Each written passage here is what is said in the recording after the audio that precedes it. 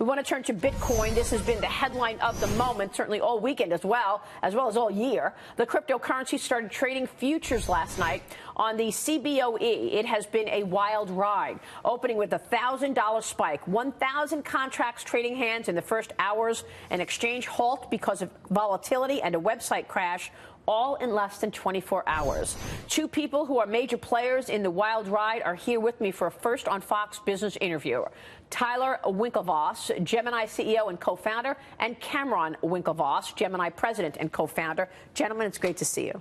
It's great to see you. Thank you so much for joining us this morning. Wow.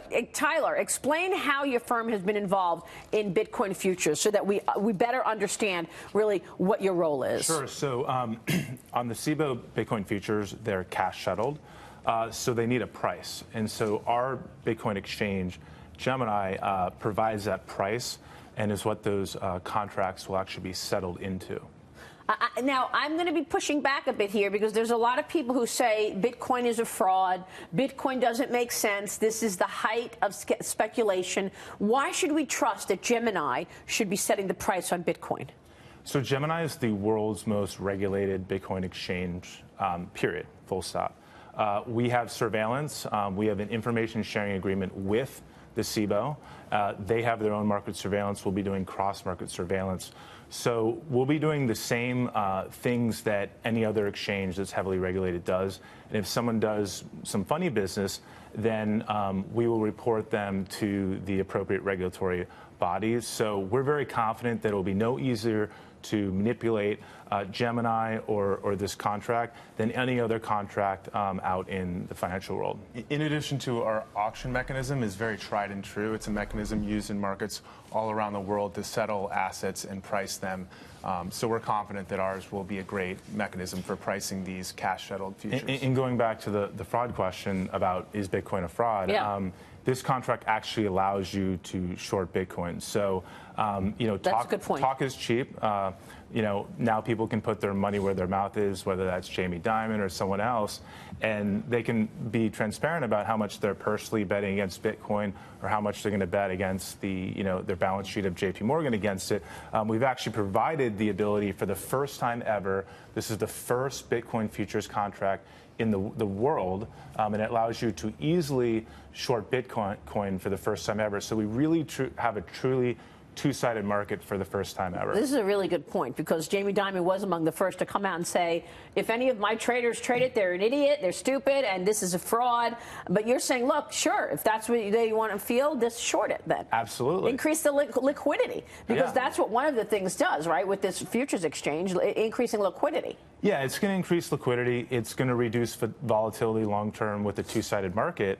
And we think overall it's going to increase price discovery and transparency dramatically. Cameron, I want you to explain Bitcoin for us. I mean, there are some people out there who they don't understand what Bitcoin is. Yeah. I went to the florist the other day, and the woman said to me, "My son is loving Bitcoin. He's making all this money. I don't know what it is, but."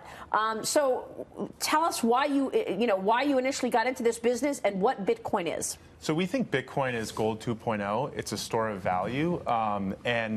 So today it's about a $300 billion market cap. Gold is at $6 trillion. So we think it could very well go up another 20 times from today. We've been saying this since when Bitcoin was a $1 billion market cap.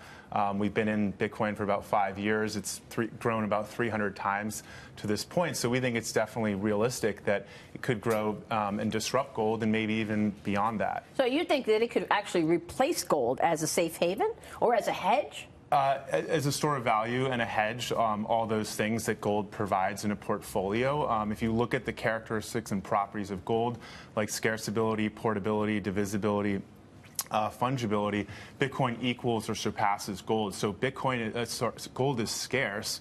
Bitcoin is actually fixed at 21 million. Bitcoin's divisible to 100 million pieces. It's way more portable. It's a 24/7 market. I can send Bitcoin to you on your phone right now or anywhere around the world. It's very easy to move. What happens when I want to get out, when I want to cash in my Bitcoins and I want dollars? Well, that's easy. You go to Gemini.com. We are a New York trust company. We've been building Gemini for 4 years so that you can go and sign up and buy and sell and store your Bitcoin in a safe safe, regulated manner.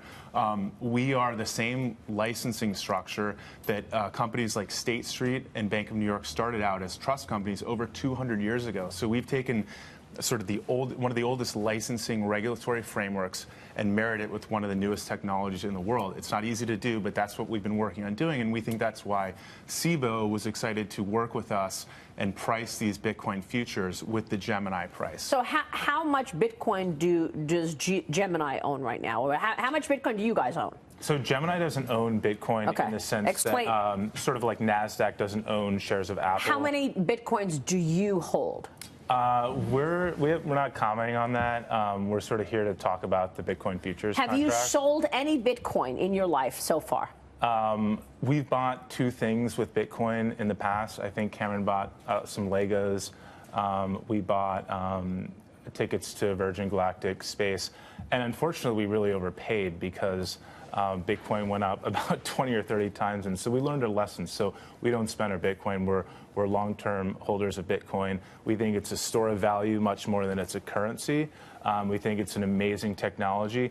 And for the first time, this Bitcoin futures contract is the first of its kind in the world. Obviously, phase 1, we thought of mainstreaming infrastructure was building a regulated spot market like Gemini.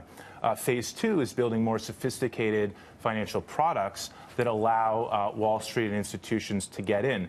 The beauty of this contract is you don't have to touch Bitcoin to get Bitcoin exposure. You buy it with cash, and it settles with cash at the Gemini 4 p.m. auction price. And so you can, you get in with cash, you get out with cash, you get the exposure to Bitcoin without ever having to deal with it, to store with it, or even touch it. But look, when I look at the dollar is backed by the full faith and trust of the U.S. government, the Treasury. What is Bitcoin backed by? Just Gemini? So Bitcoin's, no. Gemini's a company on top of Bitcoin. Bitcoin's backed by cryptography, mathematics, and one of the largest computer networks in the world. The dollar being backed by the U.S. government, a lot of people would cynically say that's injecting counterparty risk. If a government's collapse, currencies, or average lifespan is 27 years. Bitcoin's more like a gold. Gold's been around for thousands of years. So as long as this math, persists and the security of cryptography that's never been hacked on Bitcoin, and as long as the network and people continue to believe in it the same way they believe in United States as a country or gold as a commodity, then Bitcoin will have value. It's also open source, and it can evolve and grow over time. So the Bitcoin, when we first got into Bitcoin, is a very different source code than today. Obviously, the fundamentals and the rules are very similar. There's always been 21 million. It's fixed. Gold's not fixed.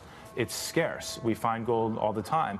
And people joke about how, asteroids have gold, and eventually maybe someone will, Elon Musk or Jeff Bezos will find gold up there. Bitcoin's actually fixed. Is there anything you want to make sure, Cameron, that our audience understands about Bitcoin? Because a couple of things that I've said, you've pushed back. Make sure to put out there what you think is most important for us to understand this market. Yeah, so I don't think you have to totally understand Bitcoin to use it, to buy it, and invest in it in an asset class. Similar to most people don't understand how email works, but they use it and they get the benefits of email. So, we've been learning for the past 5 years, and we'll continue to learn about Bitcoin. But I think the easiest way to think about Bitcoin is really to analogize it to gold. That's a very good framework of thinking about it. What first attracted you to Bitcoin? How'd you have this idea? You are the first. Yeah. So we were in Europe. We actually were on vacation. We had to get money to our accommodation, and it was so hard to get money from the U.S. to Europe. The joke is, if you want to get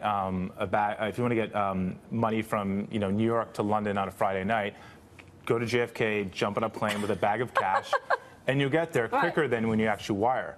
So when you think of the payments that exist, it doesn't work for the internet. So this is the first money that's built for the internet. Amazing. Gentlemen, thank you so much. We're going to talk more about this on Wall Street Week. Thank you for joining us this morning.